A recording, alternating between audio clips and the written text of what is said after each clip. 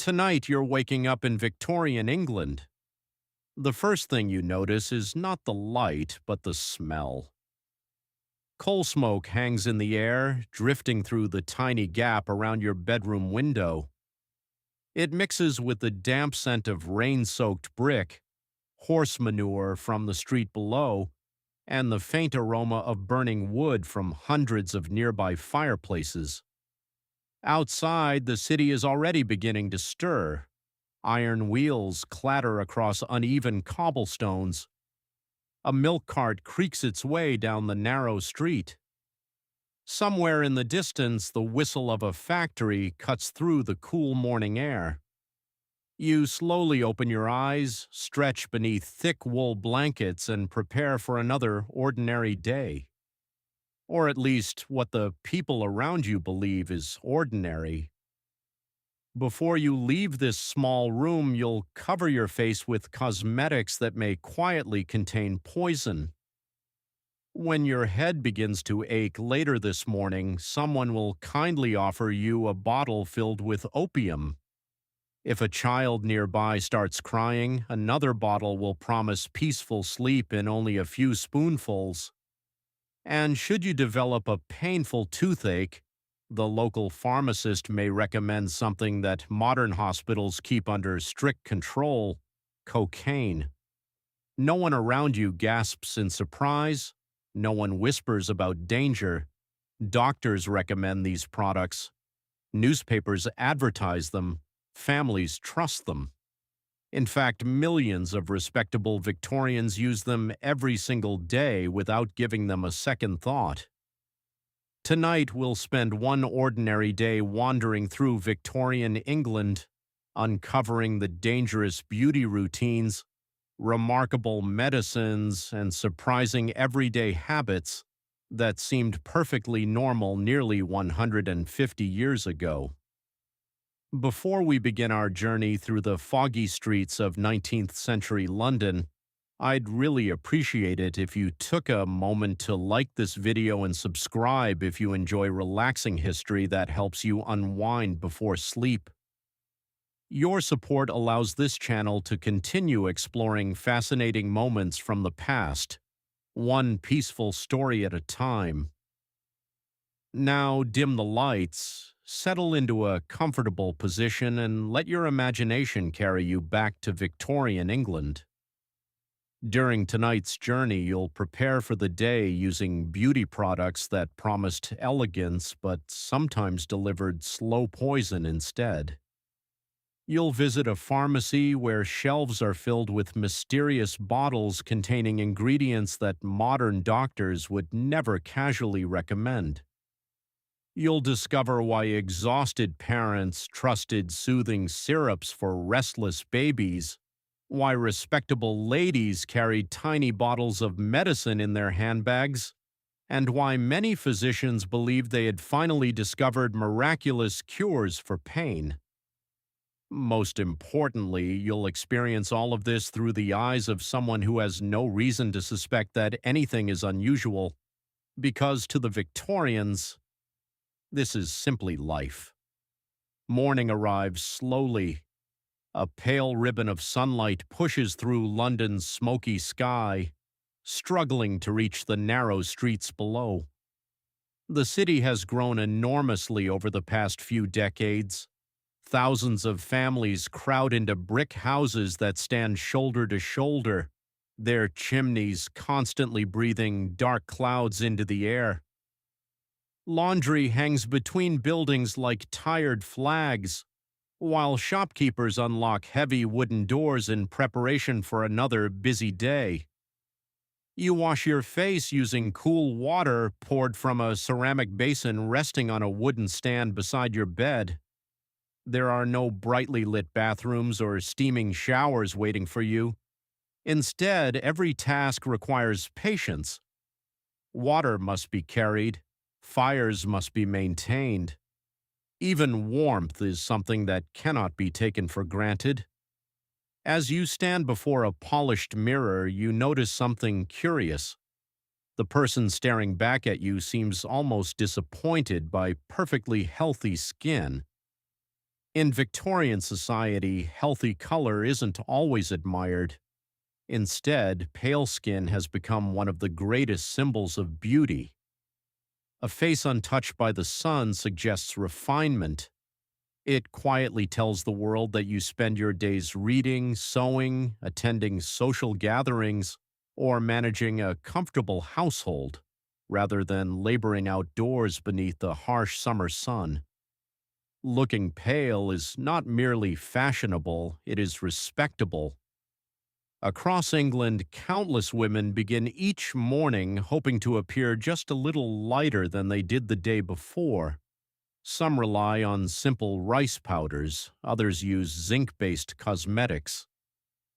But many choose products whose ingredients would make a modern chemist pause in alarm.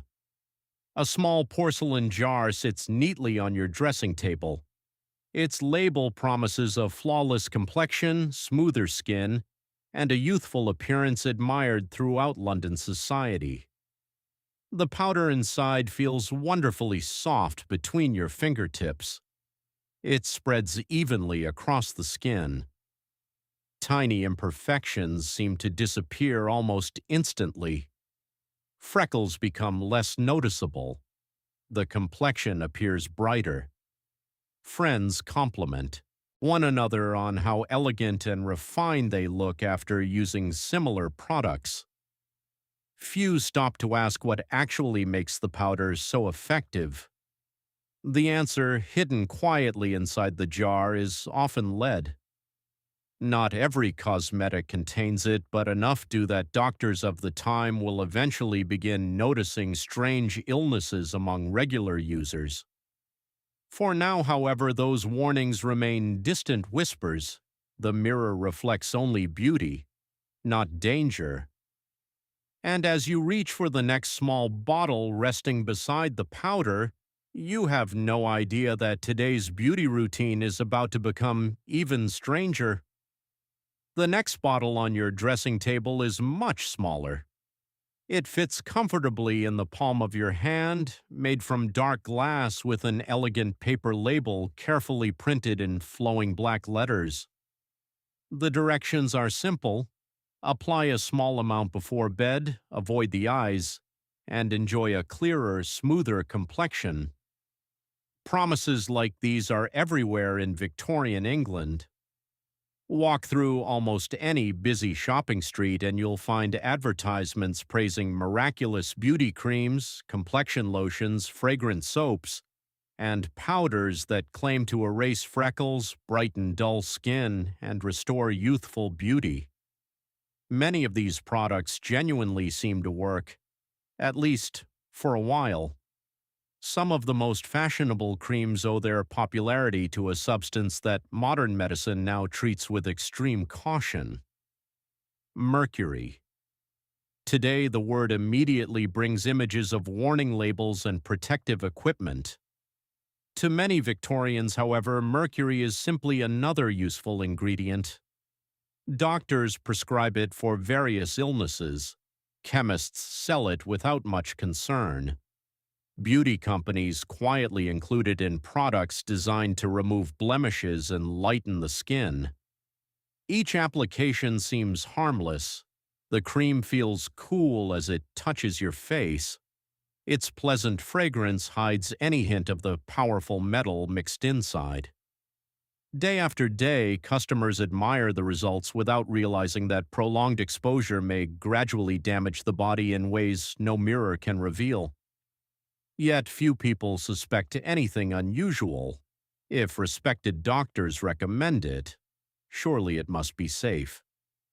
As you finish applying the cream, your attention turns toward another curious product displayed beside the mirror, a decorative tin no larger than a biscuit. Inside are tiny white tablets known as complexion wafers. The advertisements surrounding them are wonderfully confident. Eat one every day. Achieve a naturally beautiful complexion. Radiant skin from within. The secret ingredient? Arsenic. It sounds almost impossible today. Why would anyone willingly consume a substance now recognized as a deadly poison? The answer lies in something surprisingly common throughout history. People often trusted products long before science fully understood their dangers. Victorians were fascinated by new discoveries. Every year seemed to bring another remarkable invention, another medical breakthrough, another exciting chemical that promised to improve everyday life. Many substances that later earned frightening reputations first arrived with enormous optimism. Arsenic was no exception.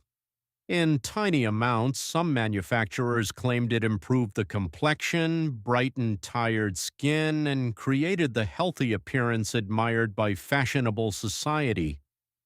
Whether those claims actually worked was another matter entirely. Advertising, however, rarely lacked confidence. Colorful newspaper illustrations showed smiling ladies with flawless complexions. Elegant women spoke enthusiastically about miraculous transformations. The language sounded almost magical. Modern readers might recognize these advertisements immediately. Not because the ingredients are familiar, but because the promises sound remarkably similar to beauty marketing today. Only the ingredients have changed. Beauty has always been a powerful business. Victorian shopkeepers understood this perfectly. As you leave your bedroom and descend the narrow staircase toward breakfast, you pass a hallway mirror one final time. The pale complexion staring back seems fashionable, respectable, almost aristocratic. No one passing you on the street will suspect that your morning beauty routine included substances now stored behind warning signs in laboratories. To everyone else, you simply look elegant. Breakfast is modest. Fresh bread, butter, perhaps porridge if the household can afford it. Tea has become one of Britain's favorite drinks, warming countless kitchens every morning. Conversation remains polite and gentle. Outside, London grows louder by the minute. Delivery carts rumble over stone roads. Factory whistles echo across neighborhoods. Street vendors call out today's freshest vegetables, newspapers, flowers, and baked goods. Children hurry through crowded streets carrying books towards school. Workers disappear into factories before sunrise, preparing for shifts that may last 12 hours or longer. Life is busy, demanding, exhausting. Perhaps that is one reason medicine has become such an important part of everyday life. Almost everyone suffers from something. Persistent coughs, headaches, back pain, sleepless nights, stomach troubles, sore muscles from endless physical labor. Doctors cannot always explain these conditions. Modern antibiotics do not yet exist. Many diseases remain mysterious. Yet pharmacies seem full of answers. Every shelf displays another bottle promising relief, another tonic guaranteeing renewed energy, another syrup claiming peaceful sleep. As you finish breakfast, a faint headache begins to develop behind your eyes. Perhaps it is the smoke hanging over London, perhaps yesterday's long walk, perhaps simple fatigue. Whatever the reason, your host smiles reassuringly. There is an excellent remedy just around the corner. No fear appears in their voice, no hesitation. They speak with complete confidence. After all, the neighborhood pharmacist has helped countless families for years. His medicines are trusted throughout the community. So you pull on your coat, adjust your gloves, step outside into London's cool morning air. The streets feel alive. Horse-drawn omnibuses rattle past. Gentlemen in dark coats weave through the crowds carrying leather briefcases. Ladies lift long dresses slightly above the damp pavement. Newsboys shout today's headlines. The rich smell of freshly baked bread escapes nearby bakeries. Coal smoke curls upward from thousands of chimneys. blending into the city's famous fog until the skyline seems almost dreamlike. Your destination sits only a few streets away. A polished wooden sign hangs above the entrance. Gold lettering announces chemist and druggist. Behind those windows waits one of the most fascinating places in Victorian England, a room filled with hundreds of mysterious bottles. Some contain remarkable discoveries. Others contain ingredients that future generations will struggle to believe were ever sold so casually. And one small brown bottle will become one of the most popular medicines in the entire British Empire.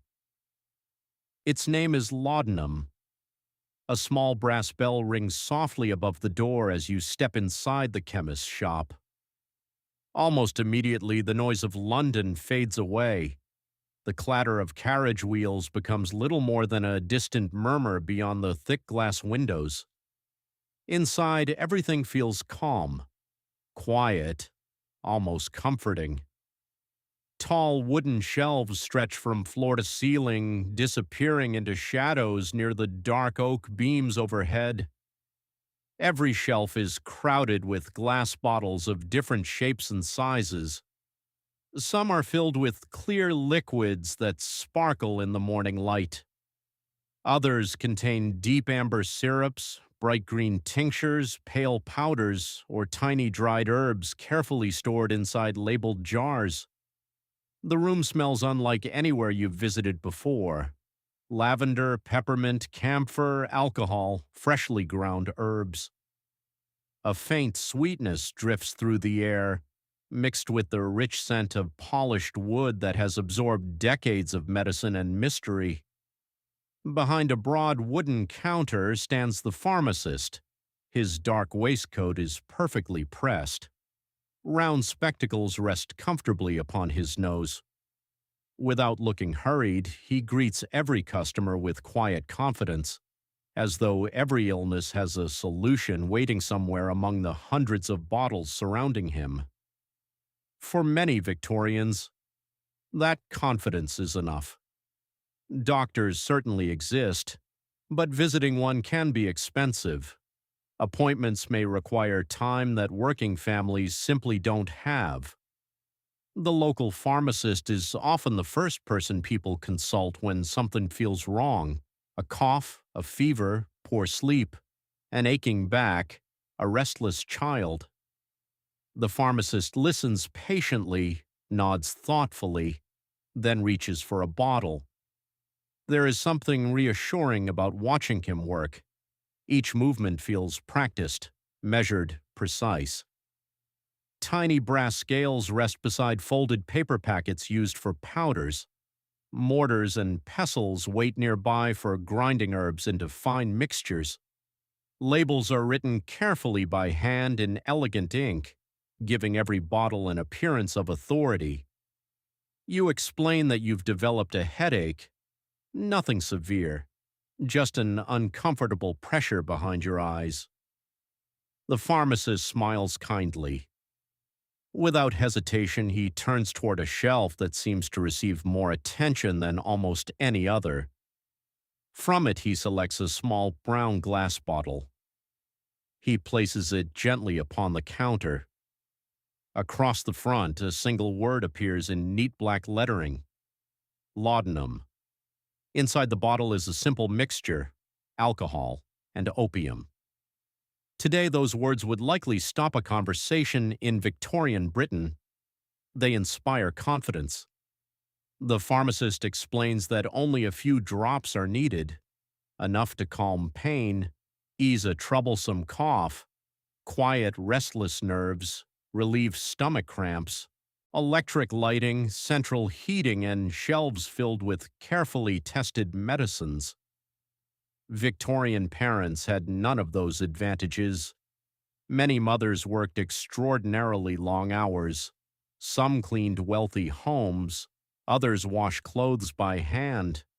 Some worked in factories where machines thundered from dawn until evening. Even mothers who remained at home faced endless labor, cooking over open fires, carrying heavy buckets of water, scrubbing floors on their knees, sewing torn clothing by candlelight, looking after several children at once. Life allowed very little rest. When a trusted pharmacist offered a medicine that promised peaceful sleep for a distressed child, it must have felt like an answer to countless exhausting nights. Few families question the ingredients. Why would they? The bottle stood proudly on respectable pharmacy shelves. Doctors spoke positively about many of these preparations. Advertisements appeared in newspapers read by educated families throughout Britain. Everything about these medicines suggested reliability, trust. Modern science had not yet revealed everything that future generations would learn. The young mother thanks the pharmacist and carefully places the bottle into her basket. The baby stirs slightly but soon settles again. She smiles with quiet relief before stepping back into the busy London street. You cannot help wondering how many similar bottles are sitting inside homes across the city. The answer: almost certainly thousands, perhaps tens of thousands. As the afternoon sun struggles to shine through London's smoky sky, you continue walking through the bustling streets. Everywhere you look, advertisements compete for attention. Brightly painted signs promise miraculous cures for nearly every discomfort imaginable. One tonic claims to restore youthful energy. Another guarantees healthy digestion. A third promises peaceful sleep after only a single dose. Some advertise relief from nervousness. Others promise stronger lungs, healthier skin, clearer minds, or longer lives. The language is wonderfully confident. Every bottle appears to offer hope. Every advertisement sounds certain. You begin to notice something else. Many people carry small medicine bottles in their pockets or handbags. A gentleman discreetly takes a few drops before boarding an omnibus. An elderly woman carefully measures a dose while sitting on a park bench. A shopkeeper keeps a familiar bottle beneath the counter beside his cash box. Medicine has become woven into ordinary daily life, not hidden, not shameful, simply practical. The Victorian age is often remembered as an era of remarkable invention. Railways connect distant cities, steamships cross oceans, telegraphs carry messages almost instantly. Photography captures moments that once vanished forever. Every year seems to bring another astonishing discovery. With so much progress surrounding them, many people naturally believe medicine is advancing just as quickly, and in many ways, it is. Doctors are learning more about surgery, hospitals are becoming cleaner, scientific curiosity is growing stronger, new discoveries genuinely save lives. But alongside those remarkable advances comes another powerful force: optimism. Perhaps too much optimism. When a new chemical appears to relieve pain or produce impressive results, it is often welcomed enthusiastically before anyone fully understands its long-term effects. The Victorians are not careless people. Far from it. They simply trust the science available to them. Just as previous generations trusted bloodletting, just as future generations will trust treatments that later prove imperfect. History is filled with moments like these. Knowledge grows slowly, one discovery at a time. As the afternoon continues, your walk brings you past another elegant pharmacy. Its polished front window displays a brand new medicine attracting considerable excitement among doctors throughout Europe. Unlike the familiar brown bottle of laudanum, this latest discovery is being described as one of the greatest medical breakthroughs of the century. It promises powerful relief from pain. It can numb parts of the body during delicate operations. Some even believe it may help people overcome dependence on older medicines like opium. Its name is beginning to appear in medical journals, newspapers, and conversations between respected physicians. Cocaine. For many Victorians, it represents not danger, but the future of modern medicine. By the late afternoon, the streets of London have become even busier. The steady rhythm of horse-drawn carriages echoes between rows of tall brick buildings. Shopkeepers stand outside their businesses, greeting familiar customers, while chimney smoke continues to drift across the rooftops like a permanent gray cloud. You pause outside another chemist's shop.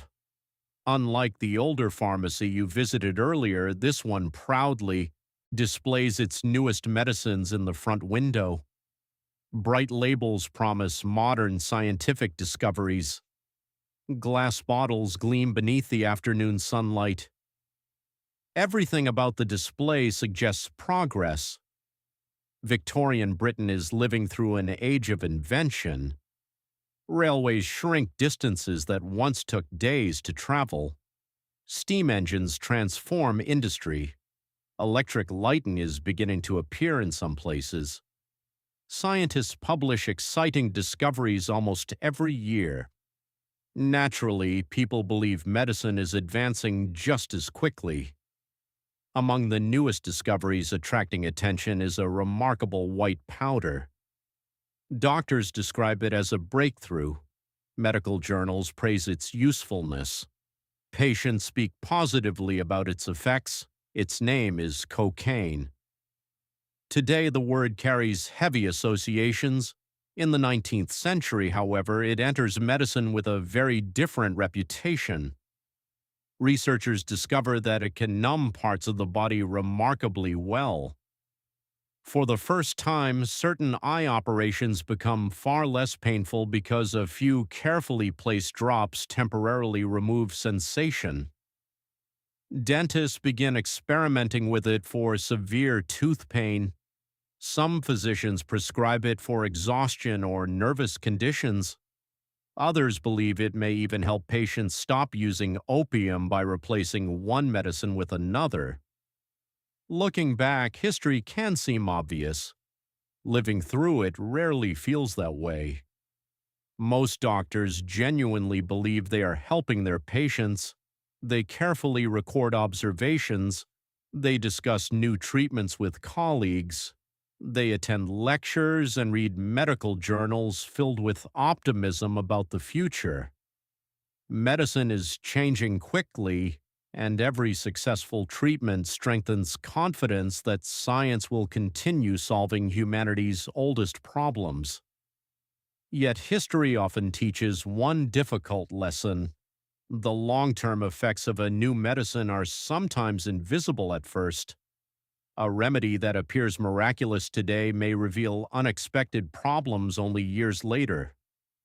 The Victorians cannot know this. They see only immediate relief.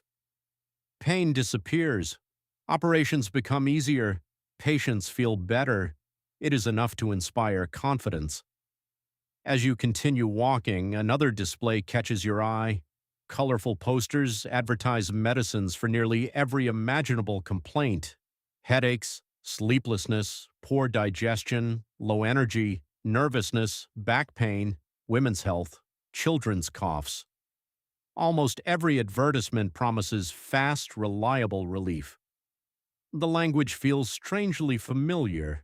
Even after more than a century, advertisements still promise confidence, comfort, beauty, and better health. Only the ingredients have changed. You begin to realize something surprising. The Victorians are not obsessed with dangerous substances. They are obsessed with finding relief. Relief from pain, relief from illness, relief from endless hours of work, relief from the uncertainty of life in a rapidly changing world. The medicines themselves are only part of a much larger story. As evening approaches, London begins to soften. Gas lamps flicker to life one by one, casting warm circles of golden light onto damp cobblestone streets. The crowds slowly thin. Workers return home carrying tired expressions after another long day in factories, workshops, and warehouses. Some stop briefly at pharmacies before reaching home. A bottle of cough syrup, a tonic for fatigue, drops to help them sleep. Simple purchases, routine purchases. No different, perhaps, than someone today collecting a prescription after work. Inside homes across the city, dressing tables still hold pale face powders, complexion creams, perfumes, and tiny glass bottles carefully arranged beside polished mirrors. Medicine cabinets remain stocked with trusted remedies passed between generations. Parents prepare children for bed. Kettles whistle. Fireplaces crackle softly. Life continues much as it did yesterday. Most people have no reason to suspect that many of the products surrounding them will one day disappear from pharmacy shelves forever. That realization comes slowly. Doctors begin noticing unusual illnesses among some frequent users of certain cosmetics. Researchers gather more evidence about the risks of repeated exposure to ingredients like lead and mercury. The medical community starts asking difficult questions that earlier generations never considered. Governments gradually introduce stricter regulations for medicines and consumer products. Manufacturers become increasingly responsible for listing ingredients and proving that their products are reasonably safe. The changes do not happen overnight. They unfold across many years as scientific knowledge continues to grow. Some medicines disappear completely, others remain available only under careful medical supervision. Many cosmetics are reformulated with safer ingredients. The cheerful advertisements that once promised miraculous results slowly fade into